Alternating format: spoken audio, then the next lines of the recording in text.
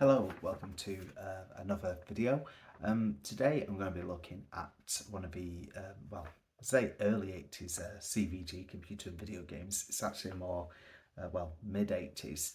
If anyone watched my last video on Your Sinclair, again, I apologise that my Spectrum knowledge, especially from that period, the like mid 80s, is so, poor really.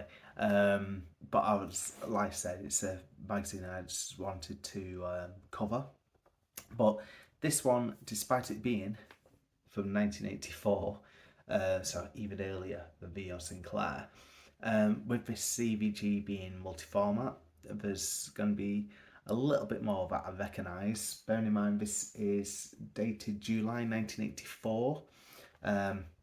So this came out 40 years ago, almost to the day, so it said like the next issue page would have been the 16th of July. So yeah, just under 40 years ago, and obviously it's still in good condition as well for its age. It's like I'm 45 this time, so I was only like 4.5 when this came out. But anyone who's roughly my age or older will recognise a fellow on the front, Daley Thompson. Massive part of I'd say 80s sport pop culture a bit as well. Obviously the games were popular. You can remember breaking many a joystick. I know that's a bit of a cliche saying that, but breaking many joysticks, playing some of those challenges, track and field and things like that. And you've also got the Pie Man, I think it is, in the background chasing him there. So this costs 85p. Editor Tim Metcalf, not someone who I've ever spoke to, but the deputy editor Eugene Lacey, again, not someone I spoke to, but he was involved with C&VG for quite a long time, because even when you start getting to things like the 87, 88 era, so just before, the likes of Jazz Rignall and that lot came onto it, Eugene was obviously editor back then.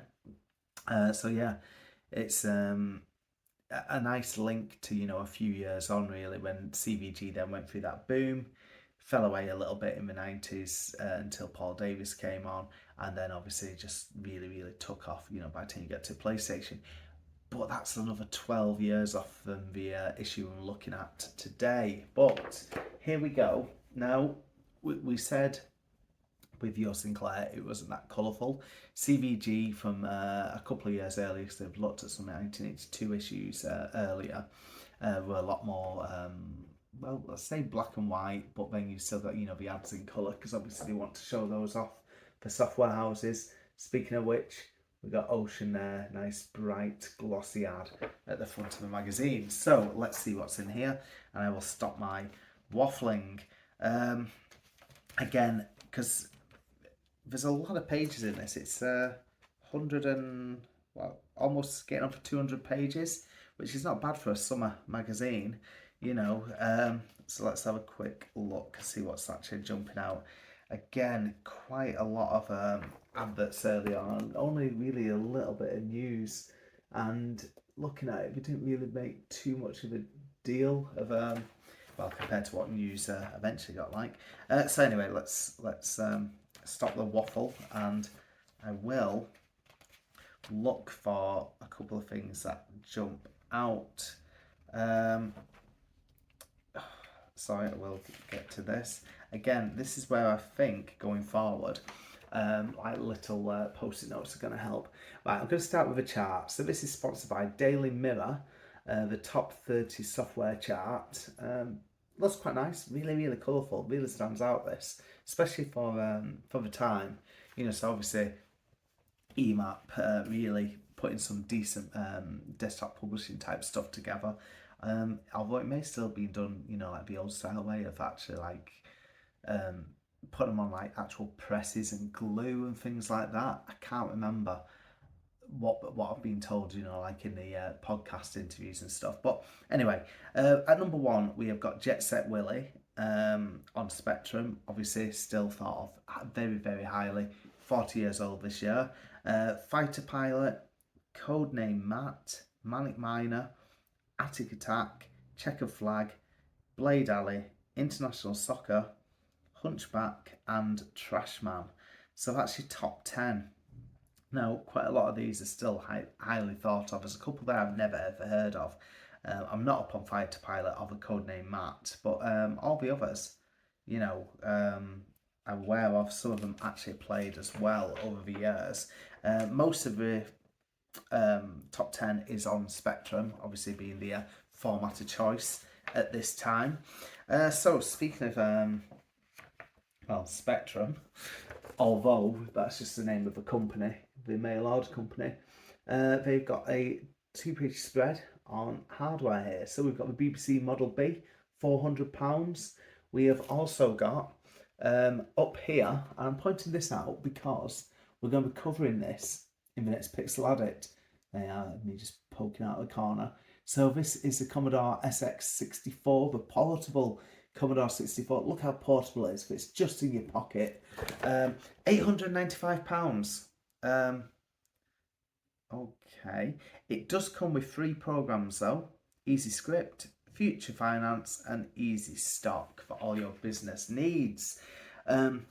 Commodore VIC-20, £140. What else have we got? We've got the Commodore 64 Business Package, £900. That seems absolutely crazy.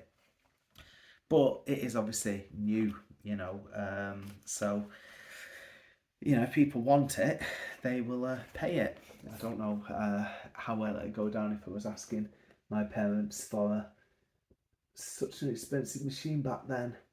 And I think that's another reason why the Spectrum did so well, because the big thing was, people actually could afford the Spectrum a little bit more. It's that was one of the big thinkings behind it when I've watched documentaries and stuff. It's all about the price.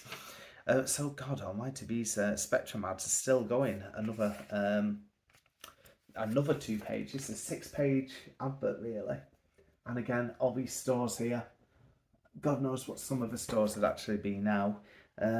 Let's have a look. So, oh wow, there's one in Bolton called Wilding Limited. So Wilding's the camera people, I'm guessing, perhaps. And that was on Deansgate in Bolton. So that was probably my most local one. Oh, and we've also got one again in Wigan. Again, Wildings. Yeah, I'm almost certain those are the camera people, but I suppose back then, with computers being so popular, like when we talked about things like off licenses, having the tape spinners and stuff like that, everyone wanted, a piece of the computer pie. Sorry, going a bit partridge there. Anyway, so I'm just going to carry it on. We have got games news. Finally, some proper games news. I thought it was a bit sparse at the front of the magazine here. So, again, mixture of colour and black and white here. We've got a lot of rubbish, a little bit about Trashman. Just having a quick look. It's just people really giving me an opinion on it rather than news. I think it's just saying it's just available now, but obviously if it's available now, it's in the charts. Really, really strange. Okay, to carry on.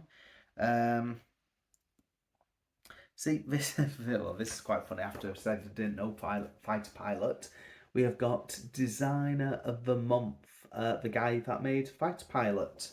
Don't know if he is still alive. Dave Marshall, born in 1954.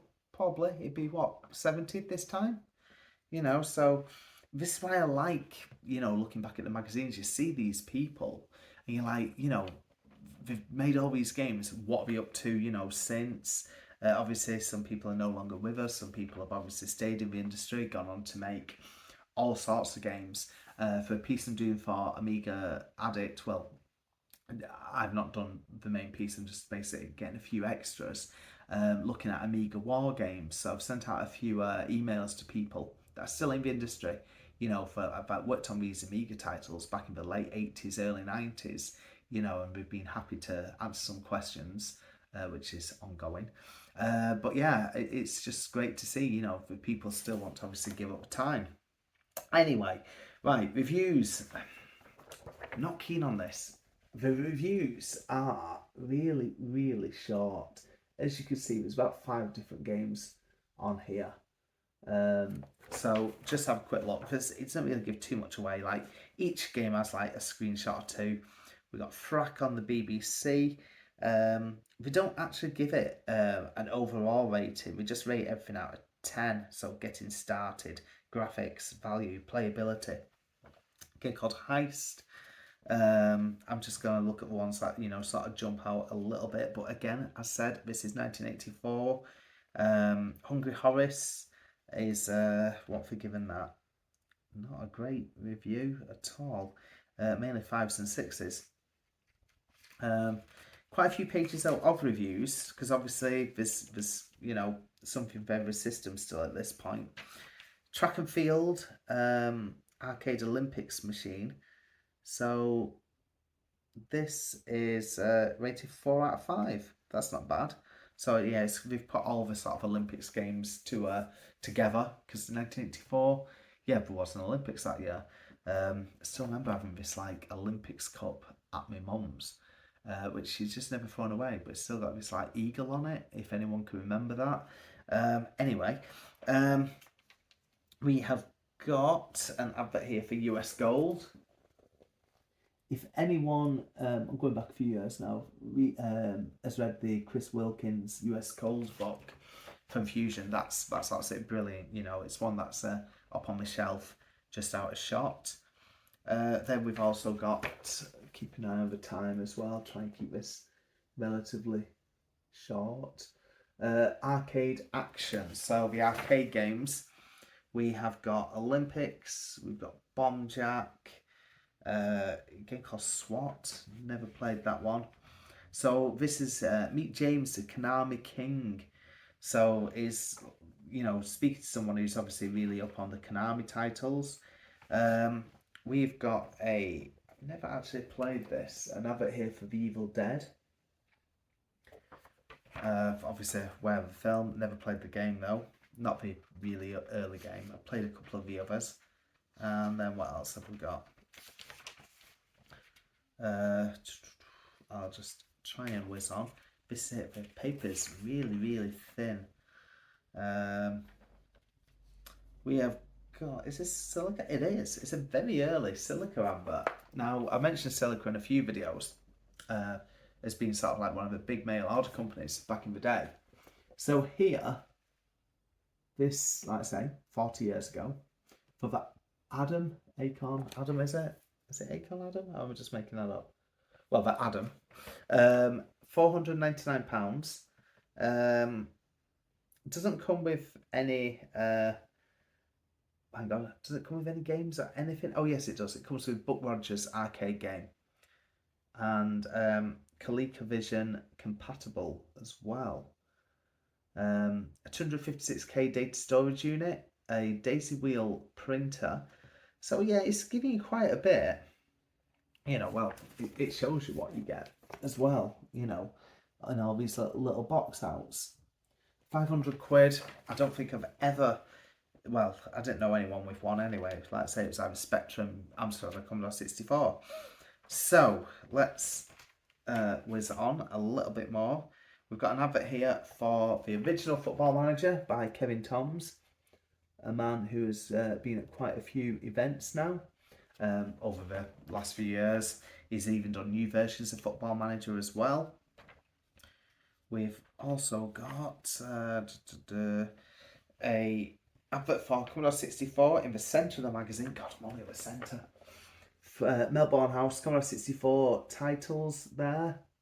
So again, there's a lot of adverts here. This is the type of thing you really expect, you know, like at the Christmas issue.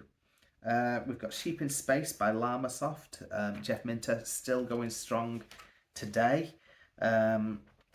And it was only a few months ago a documentary came out. Oh, it's no. Well, what was it? It was a Heart and Neon documentary. Anyway, that's like from this year. And what else have we got? We've got a load of typing code as well. Something, as said before, never get my head around at all.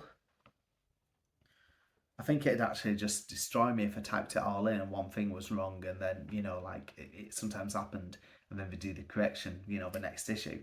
And then just to whiz on here, staff wanted here at Ocean over in Manchester. More staff wanted. Chance there to, you know, enter the fun arena of games programming. When I've spoke to people, some people have said it wasn't all fun and games, as I think now most of us know. And then we've just got a load of tie-ins. I'm not going to really look at the tie-ins. Also got, and this is what I've mentioned before, the adventure sections. So again, they get quite a lot of pages, you know, with all the tie-ins and things like that. So this game, Time Warp, Mindbender, Vampire Castle, Pharaoh's Tomb, Mountains of Ket, okay, and then what else have we got? Games for Girls, okay. We've got a game called Rootin' Tootin'. Looks like a bit of a maze game with musical instruments. Don't know if anyone's ever played that. Just coming towards the end now of this bit, really. New magazine, Sinclair Projects. I said Spectrum, really popular at 95p there. Control Your Own Railway from a Spectrum. Okay, and 25% off the Kempston Interface E. And then we've also got, what else? Comic strips. And then again, just a few more adverts really at the end. So that looks like, hang on, just quickly show this. I think it's early Gremlin game there. Potty Pigeon. I think it was Tony Crowther who did that. That's ringing a bell. Oh, Percy the Potty Pigeon. So yeah, just Potty Pigeon. Didn't know he had a name. There we go. Okay. So that was a very quick look. I'll try to keep it again as short as I can. Okay. Thank you so much for watching. I think I'm going to look at a Crash in the next couple of videos, and I've not forgot to cover some Sega stuff as well. Thank you so much for watching. Thank you for subscribing. It really does mean a lot. And yeah, I'll speak to you very soon. Cheers. Thanks a lot. Bye-bye.